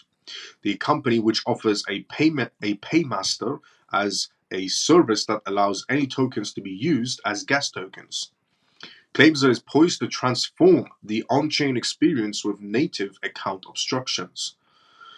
Among the investors are firms such as Everstate Capital, Tensor Capital, APAC Capital, NextGen, Magix Capital, V3 Ventures, and Momentum, the fresh money flow fund of the development of the software development kits, SDKs, and paymaster solutions for dApps, aiming to drive utility for the governance token. For the governance token holders and supporters, research on the account obstruction across all chains, including the EIP 7702 implementation. This is what was said by ZYFI. At ZYFI, we are dedicated to tackling crucial challenges within the DeFi ecosystem, empowering builders to create seamless DeFi experiences for users, said Villa, the founder of ZYFI. This is revolutionary because of developers can now concentrate on enhancing their products with an API that simplifies the protocols. According to ZYFI's team, its infrastructure has already processed over 815,000 transactions and facilitated gasless flows for more than 110,000 users on ZK Sync. The company has integrated with prominent protocols like Zero Land, Incentive Financials, PancakeSwap, ZK Markets, and Libra. ZYFI enables decentralized applications, dApps, to propose a gas payment with any ERC20 tokens or to sponsor transaction gas costs for users. This solution is powered by an API that simplifies protocol complexities, allowing developers to focus on product innovation. This whole new feature that's happening inside the crypto space regarding gasless, it's not really gasless unless someone supports it, essentially. So Coinbase Wallet was the first one to introduce this feature. Coinbase Wallet came out, and I revealed on this live show that they came out with a new feature where their products are gasless. So you can make transactions on Coinbase Wallet and you don't pay for gas fees. An idea that sounds absolutely amazing. No gas fees, especially on Ethereum, on Coinbase, amazing. But then the catch is only if the project themselves pay for your gas fees, which nobody's dumb enough to do that. Even if they do, it would just be a marketing stunt. And essentially what's going on with this crypto project, and ZYFI, they came out and they said, we're going to be doing this. This is a revolutionary idea. Yes, in a sense, but it's more like a gimmick than an actual product. Because it's a gimmick as a marketing tool. It's nothing that's going to be staying there forever. And projects can do this if they want to get the ball rolling, basically. So is it a good idea? Sure, as a gimmick and a marketing tool. But is it an idea that's going to stick around forever? No, most likely not. Unless their marketing tool picks up.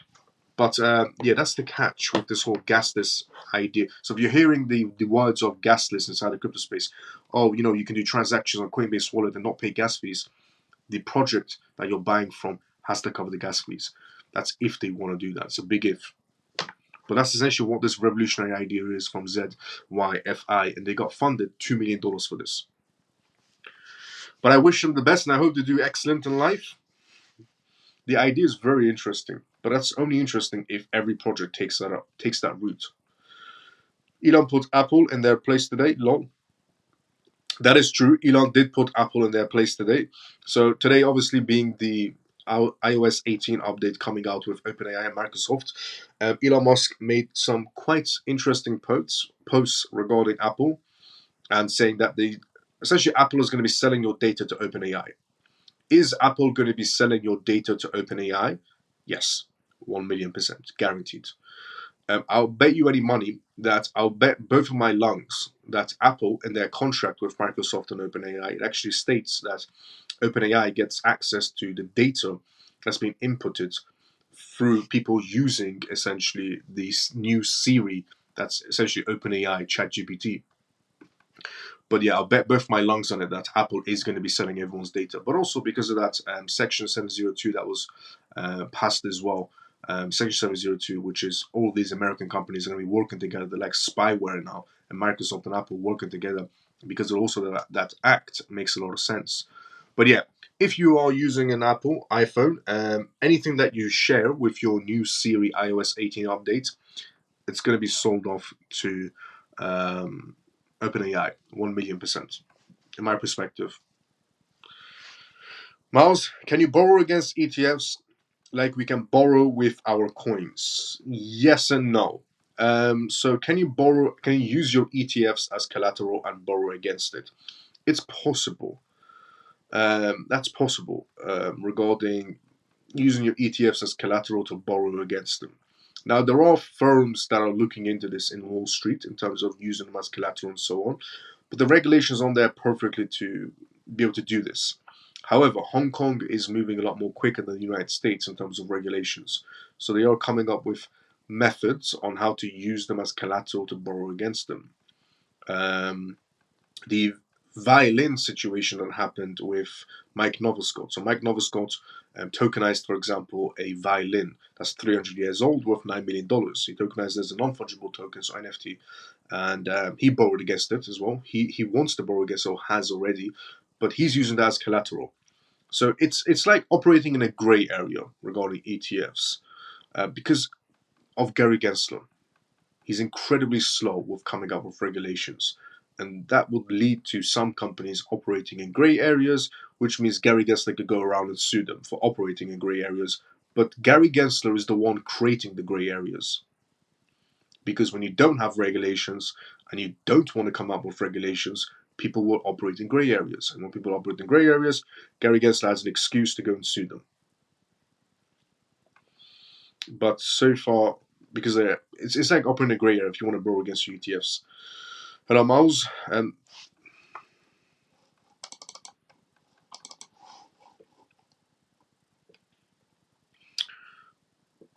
That's bullish. Good to see all those dollars coming in. Yes, that is true. Let's go. And that millions of people, that's nuts. Apple selling people's data to OpenAI and Microsoft, that's millions of people's data. Yes, that is true. And it's a good deal for OpenAI. To do a partnership with Apple, it's a very good deal for them. This is also going to help Microsoft do quite well in terms of their stock price. Microsoft essentially being the backbone of Apple's entire AI platform. Just think about it for a second. Apple, the company that was, at one point in its life, Apple was the company that brought innovation. And then because of Steve Jobs passing away, it became the company that brought the innovation quite late, but perfected it. And as was stated. And then now, Apple is essentially the company that's their backbone is Microsoft for their entire AI platform. Just to think about it, which is ridiculous if you think about it. But it also shows that no matter how far you think you are at the top, Apple was at the top of their game at one point. And now for them to excel even further, they need the company that wasn't even a competitor to them a long time ago. Now that company that wasn't a competitor to Apple is the company that's the backbone for their entire AI platform. It goes back to that thing of, doesn't matter how big of a corporation you think you are, there'll always be, technology, as I said, needs to get better every second or you fall behind, is what I've always said. So that's basically what's happening. And that similar situation can be applied to Swift. If you don't move fast enough, technology has to get better every second, you will fall. People say Swift can't fall. People say Apple can't fall. People say this can't happen.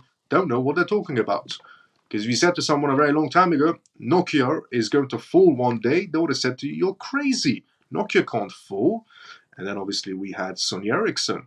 And then we had BlackBerry. And then we had iPhone and so on. It's technology. It has to get better every second or it falls behind. So when people say this company can't fall or that company can't fall, it's not possible. They have no idea what they're talking about. Every company can fall. Apple ventured into building cars, which became a failed project, while Microsoft went for OpenAI. Look where Microsoft went, and look where Apple just went. Apple signed a contract with OpenAI, which essentially is Microsoft. It's to get better every second or falls behind. Doesn't matter how big of a company you are, you can fall, and someone else can take your position if you don't keep up with the times quick enough. Because technology does get better every 5 seconds. Free in favor, let's thank you, no problem, anytime. Miles, when the time comes for us to borrow against our crypto, who then takes the responsibility and risk if the seed phrases gets hacked or stolen? Or do the seed phrases change if the bank takes custody? Good question. So, Happy Pisces, regarding borrowing against your crypto assets or when the time comes to borrow against your crypto assets, I said that essentially when the time comes to borrow against your crypto assets, because I'm going to be borrowing against my crypto assets as well and using them as collateral. So when the time comes, the place that I will be borrowing them from is most likely going to be HSBC Bank or Standard Chartered Bank, is where I'm going to be borrowing, using my crypto assets as collateral and borrowing against it, because I want a platform that is extremely secure. HSBC Bank, as much as being a dodgy bank, they're a very secure bank, and so Standard Chartered Bank.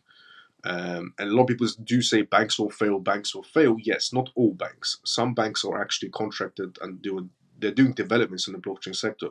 Not saying you said this Happy Pisces in any sort of a way, but just saying in general.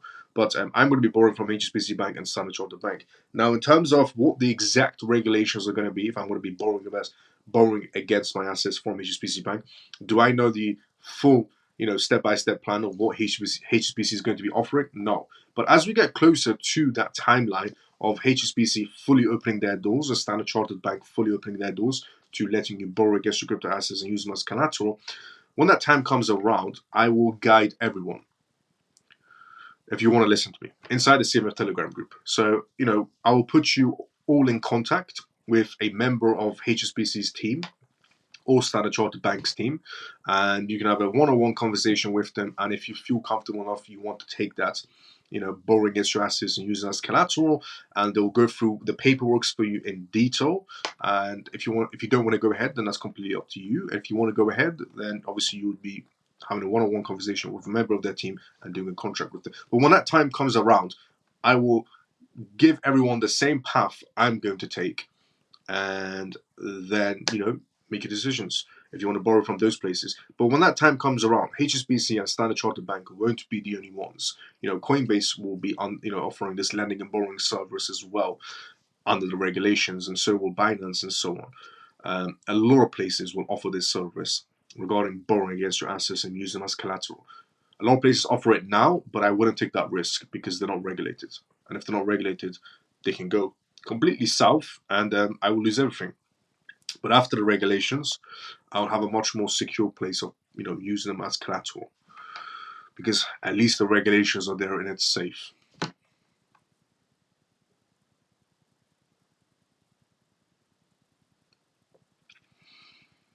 Everyone's selling customer data, not just Apple. That's true as well. Very true, JP. Let's go. Everyone's selling customer data is not just Apple. That's also very true as well. Telegram sells your data. The reason why Telegram is a free app is, and how, if you ever wondered how Telegram makes money, is because they sell your data. So if you write to your friend on Telegram that you're feeling like you want to have Pizza Hut or Domino's, for example, and then you exit the Telegram app and you open up Google or YouTube, for example, the first ad you will see will probably be a Domino's ad, because you typed to your friend and you sent them a message and said you're feeling hungry, you want to eat out or whatever, and you're feeling pizza. So then you open up YouTube app and the first ad you would see is pizza ad. It's basically how it works. That's the reason why Telegram is also free as well. WhatsApp, for example, they sell your data as well. Every company sells your data, to be fairly enough. But everybody agrees to this anyways. When you download any app and open it for the first time ever and press accept on terms and conditions, you've just accepted for them to sell your data like this. Now, when we move to blockchain and Web3, you will be in control of your data. So when you're on Web3, you will be in control of your data in terms of the data company you're using. In terms of CBDCs, you're definitely not in control of your data. But yeah, everybody sells everyone's data. BlackBerry, don't you mean Crackberry? You will no longer have custody when you borrow against your digital assets. Yeah, you will no longer have custody. It is true, because you have to show that you have. The bank has to have access to your collateral. That's why. The bank has to have access to your collateral, so yes. But it's the only way you can skip tax as well, in a very legal manner. Is it possible? Or you can create the CMF bank and we will post the collateral with you. Let's go, Pisces.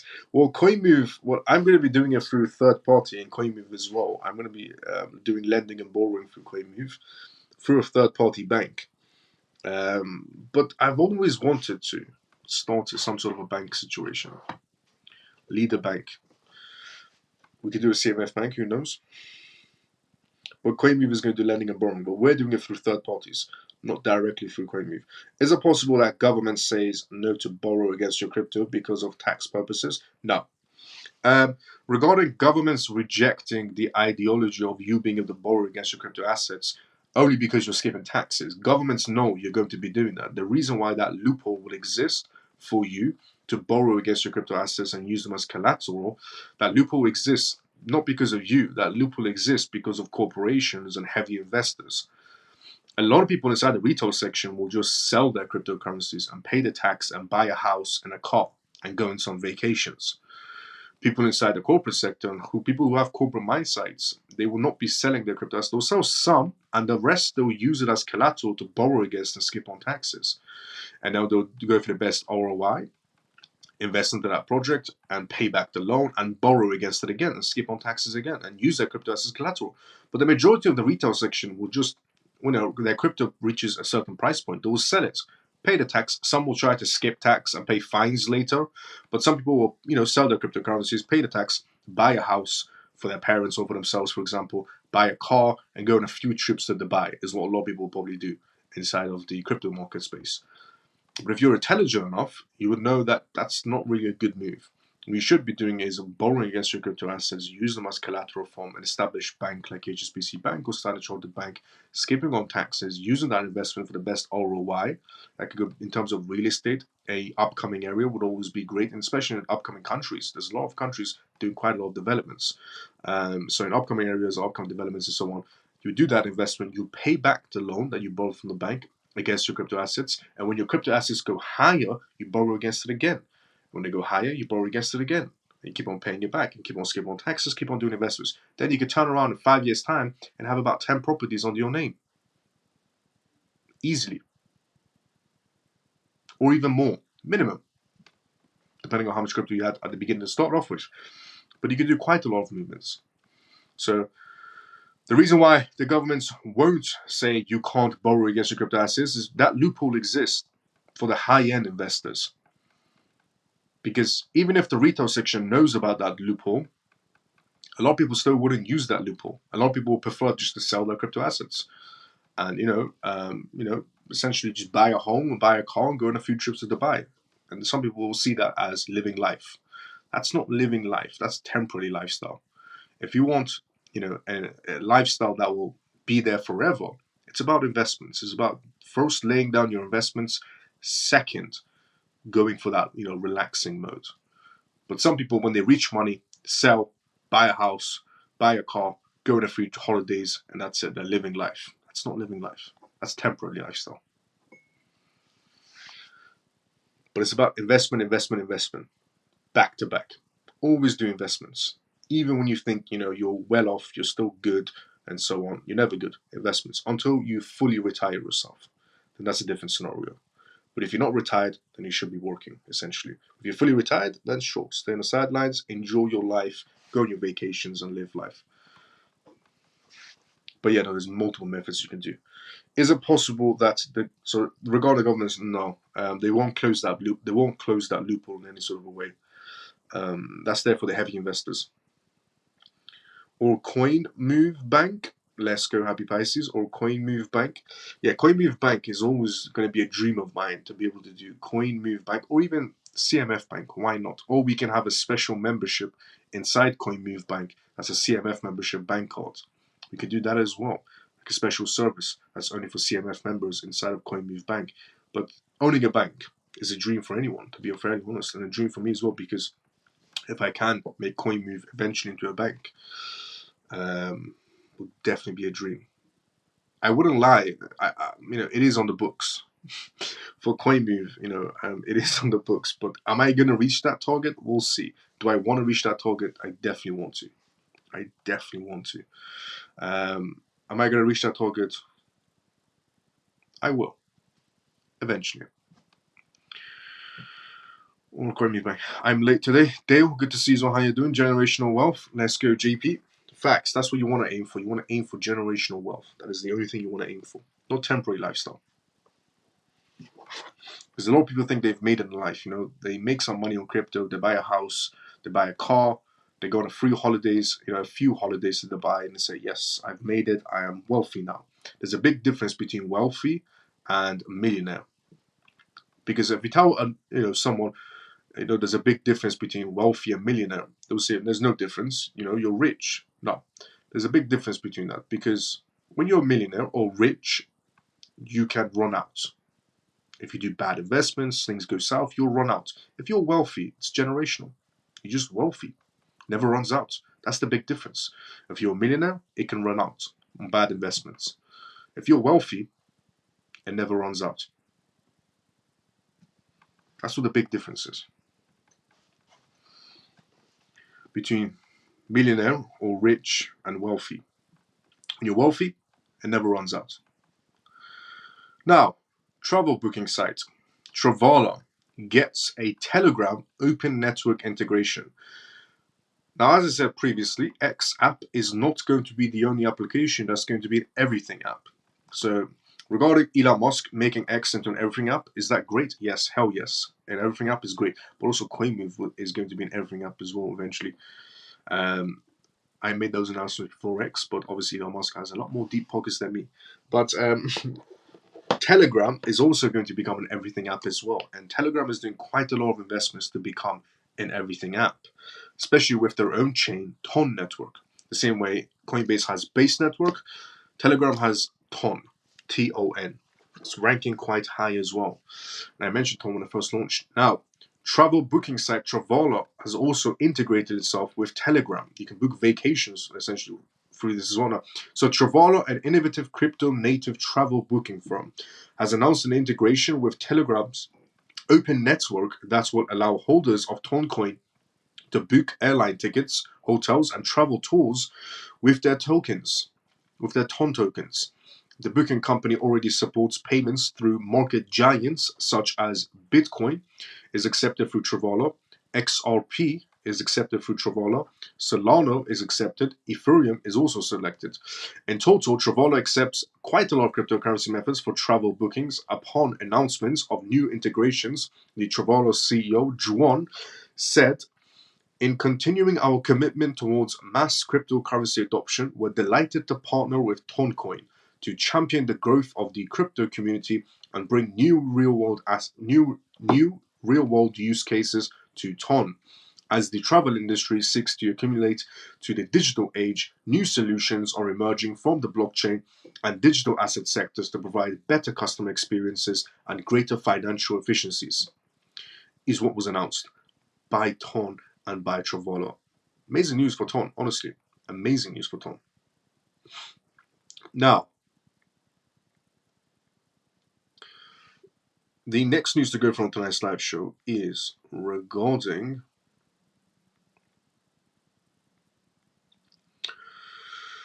the news is from OKX Exchange. Right now, there is a lot of compromisations happening. Okay, you need to start securing your assets. A lot of compromisation issues are happening.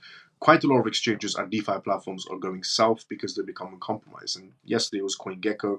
Everybody's emails were leaked and full names and IP addresses were leaked through CoinGecko if you use CoinGecko. And I said, if you do receive an email from CoinGecko, it's not CoinGecko. There's no airdrops or CoinGecko tokens. Today, I said a UK exchange got compromised for $20 million. A DeFi platform got compromised for $20 million as well. And now, OKX exchange customers. Hackers target OKX exchange customers in a suspected SMS risk notification. Hackers are allegedly targeting OKX and stealing funds from at least 2 accounts in sophisticated attacks involving SMS risk notifications and the creation of new API keys. The crypto exchange OKX has repeatedly been targeted by hackers, with at least 2 users reporting their funds were drained after receiving an SMS risk notification from Hong Kong. According to the Slow Mist founder, an unidentified entity created a new API keys with withdrawals and trading permissions, allowing them to swap and drain the coins from the platform. OKX's Chinese branch stated that on a June 9th post on X that the exchange has reached out to the affected users and is currently investigating the incidents. They said if If it's finally determined that the platform is responsible, the platform will take the initiative to bear it in mind. In addition, we will announce the results as soon as the relevant investigation is completed. As of press time, the full extent of the attack remains unclear, and it's yet to be seen how exactly the hackers managed to hijack the trading accounts. SIM swapping, a form of phone hijacking, has long been essentially a significant threat to crypto investors, with even major industry players falling victim. For instance, in 2021, Coinbase disclosed that hackers had stolen crypto from about 6,000 users by bypassing their multi-factor authentication in a suspected phishing campaign that involved hijacking two-factor authentication SMS messengers. Other incidences have involved hijackers porting phone numbers to intercept one-time passwords and validate transactions or change account credentials. In response, many major crypto companies have moved away from SMS-based two-factor authentications, though some still rely on this authentication method. This is basically your indication as a lot of exchanges are right now being targeted by crypto hackers. Too many exchanges are being targeted by crypto hackers, which is the biggest drawback, obviously, going into a digital world. And the government is definitely going to be using these situations as examples. Is the government behind some of these hacks? Who knows? Just to prove a point? Who knows? But they definitely knew FTX is a failing company, and they didn't do anything about it and waited until the last minute so FTX can drag down the market with it, and then use FTX as an example. But regarding this situation with OKX Exchange, too many hackings are going on. And I said the number one thing you should do is, first of all, don't be the person that keeps assets on crypto exchanges. Second, don't be the person that uses email address, the same email address and same password for every exchange. If you are the type of person that uses the same email and the same password for every exchange, for example, for Binance, for Coinbase, for Uphold, for Crypto.com, for Kraken, and for OKX, if you're the same person that uses the same email and the same password for all of these exchanges, you've just compromised every single exchange. Because if one of these exchanges becomes compromised, your email and password can open up the rest of the doors as well.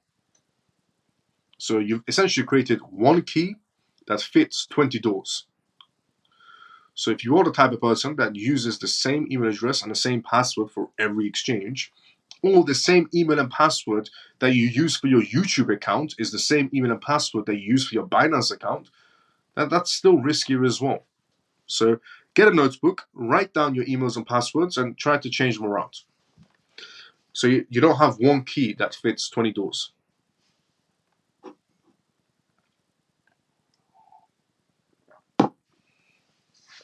And exchanges do say they will pay you back. So, for example, Coinbase has this fund that if you do become compromised, they pay you back.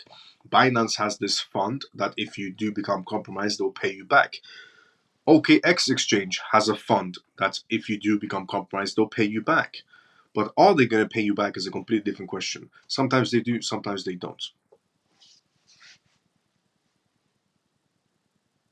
So keep that in mind. Even though OKX Exchange has this fund to pay back, they have to do multiple, months and months of testing to just realize if it was them or not. And at the end, they can say, well, it wasn't us, you became compromised, we're not paying you back. Even though it could be them. And there's no way for anyone from the retail section to be able to prove it otherwise, unless somebody actually takes legal action, which will be heavy on lawyer costs and so on. So be careful. Well, don't keep anything on exchanges, even if they do say we do have funds and we could pay you back. Will OpenAI have access to your passwords on your Apple devices? Well, they shouldn't. So OpenAI should not have access to your Apple device passwords. It shouldn't have access to it. OpenAI becoming compromised one day, for example, and then is able to hack multiple phones, that's a possibility. You never know. Anything can become compromised. Anything. If you presume, this is very secure and nothing can hack it, is BS.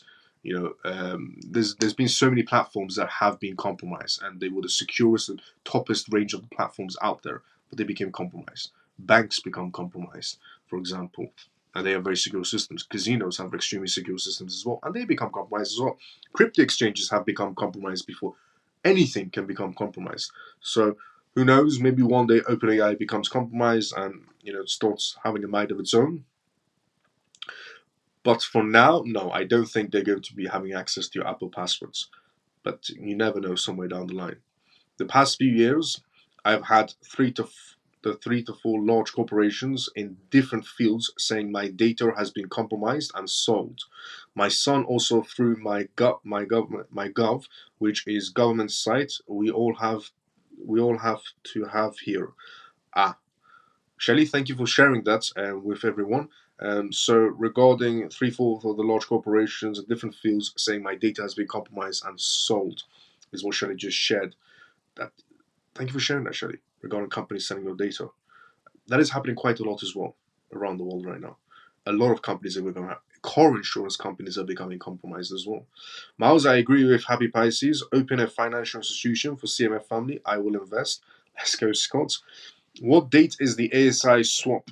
Technically, it's supposed to be 13th, but let's see. They had access to his whole identity as it's all on my gov, passwords, birth certificate, etc. That's not good and quite messed up. Regarding what regarding what Shelley is just sharing right now regarding compromisation, that's not good to hear. Sorry you had to go through that, Shelley. But yeah, a lot of compromisation issues are definitely happening right now. Shelley, I'm sorry to hear that happened, but I would ask them, how much dollars did you get my data? Give me 50% of it. Is what Happy Pisces said, which is fair enough. If they're going to sell your data, then you should be entitled to a cut. This is what's happening regarding Web3, and it's our government side, which makes it even worse. And it's the government side, which makes it a lot more worse. But this is what's happening right now regarding the data compromisation issue. A lot of hacks are happening. Please, please, for the love of God, be careful. Do not become compromised and lose your entire crypto asset portfolio. I wish long, that's what Shelley said. So, and I think compromises happen and we don't realize they do. That is true. We definitely don't. Can antivirus help to protect us? Can antivirus help you protect you from hacks and compromisations? Yes. Antivirus can help, definitely. Is it 100% secure? No. Once I had a hack. So basically, once, a very long time ago, one of my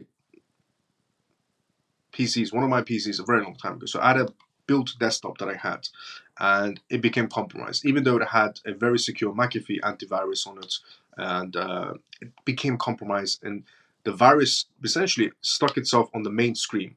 So on the desktop, the virus was there, and I couldn't remove it either, and it was sending other viruses through my own desktop, and even though I had an antivirus, my Windows firewall was on as well. Windows firewall was not that active, but it was on. The antivirus was there, but the hacker was still able to, put this on my desktop, and I could not get rid of it for the love of God, until I called essentially someone that I know of that was able to remove that. But that was years ago. But it doesn't matter even if you have antivirus or not, you can still become compromised.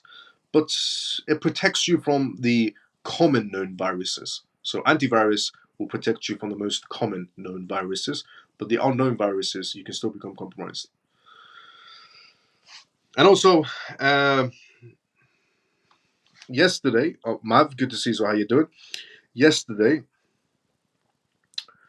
when I was trying to yet again on an exchange that starts with the letter B, Binance, tried to buy XDC. Then this morning I received an email from some random person with no company name saying, "We're sorry, your attempt to buy a Bitcoin did not go through for the amount of $310. I didn't buy any. They said it hit this link so we can help you buy."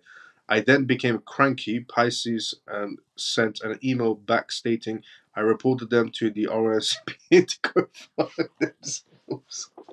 Let's go, Happy Pisces.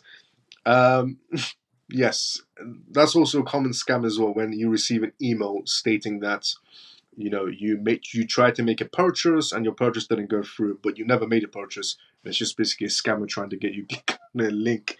But Happy Pisces said it straight with them. by telling them to stick it where the sun don't shine, basically.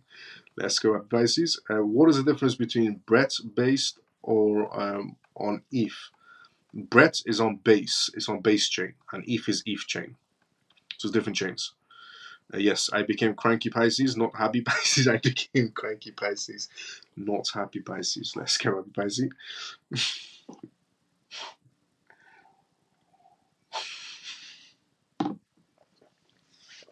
Even Shelly's dying from laughter. Today, someone who I don't know added me to a WhatsApp group, and it was so difficult to exit the group. I have to confirm several times that I'm exiting the group. Never had this before. Yes, that's also true as well. There's a massive thing going on in terms of WhatsApp. Even me, I'm getting added to random WhatsApp groups that I never added myself into, and it is quite difficult to sometimes exit them. I do multiple pages to be able to exit them. But yeah, that's also happening. Please, genuinely be careful. In terms of crypto scams, there's too many now. In terms of email scams, text message scams, WhatsApp group scams, Telegram crypto scams, and even compromisation on exchange and DeFi platforms. A lot of hackings, a lot of situations are going on inside the crypto space. Please be careful. Always safeguard yourself, no matter what. And happy Pisces regarding not happy Pisces, cranky Pisces. Now, we have also reached the endings of tonight's live show as well. If you enjoyed tonight's live show, drop a follow, drop a like. Never open a link, not even out of courtesy. Yes, never open a link. Never open any sort of random link that you receive at all. You can put your entire phone or even desktop or even MacBook at jeopardy. Don't think to yourself just because you have an Apple device you can't get compromised. Yes, you can. And compromises happen all the time. So, if you enjoyed this live show, drop a follow, drop a like. You can tune into this live show every single night on X, on YouTube, at the exact same time of 11:25 p.m. onwards. And on tonight's live show, we went through some informative news, some perspective news as well, and some data news as well, what's going to be happening in the banking world and so on. So if you enjoyed this live show, drop a follow, drop a like, and tune into it every single night on X and on YouTube live at 11:25 p.m. onwards. Let's go, happy Pisces. I'll see everybody tomorrow, same timing as usual. Thank you once again, Miles. It's been another great experience. Let's go, Elon. See you tomorrow, sometimes as usual. Ray, take care, Miles and family. Let's go, Ray. As always, thank you tremendously, Mikhail. Thank you so much for the kind words. Happy Pisces. Let's go. See you tomorrow, sometimes as usual as well. Thank you, Miles. Anytime. Good night, Miles, and all CMF. Thank you for all the great news. Let's go, JP. So, what should we do regarding the 18 update? iOS 18. I'm going to look into iOS 18 update and see if they're going patching up the iMessage situation for Trust Wallet. I'm going to take a look into iOS 18 definitely. I'll message you, Shelly, regarding that. Thanks, Miles. Good night, everyone. See you tomorrow. Orphan, see you tomorrow, sometimes as well. I will see everybody tomorrow, same timing as usual. Everybody have a great day or a good night, depending on where you're around the world. And if you enjoyed this live show, drop a follow, drop a like, and tune into it every single night on X Live, on YouTube Live at 11:25 p.m. onwards, where we talk about cryptocurrencies, recent news that's happening, cryptocurrencies, AI, regulations, and so on. No, I meant the AI, etc. Oh, OpenAI, essentially OpenAI and Apple selling your data. Is that what you're referring to, Shelly? OpenAI and iOS 18 selling your data. Thanks, Miles. No problem, JR. Anytime. Free and forever. Good night, Miles of CMF. See you tomorrow, sometimes you as well. JR, see you tomorrow, sometimes you as well. Thank you. Stormy, let's go. See you tomorrow, sometimes you as well. Shelly, are you referring to the OpenAI and Apple situation? Are they going to be selling your data? Yes, they're going to be selling your data 100%. They're going to be selling my data as well. I use iPhone right now. Yes, thanks, Miles. Night and day all. Let's go, Shelly. I will see everybody tomorrow, same time as usual. Everybody have a great day or a good night, depending on where you are around the world. CMF, see you tomorrow, same time as usual. And Shelly, see you tomorrow, same time as usual as well.